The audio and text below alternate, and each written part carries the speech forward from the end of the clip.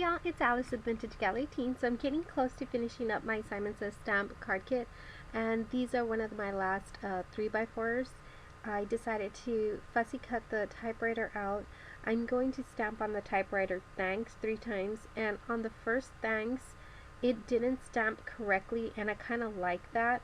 It almost looks like I did that purposely, so it could look as though there was an error while typing. I don't know, I just really like the way it came out, so I'm glad that my first thanks was a little faded, then the second one was almost a little faded as well, then the third one is nice and bright.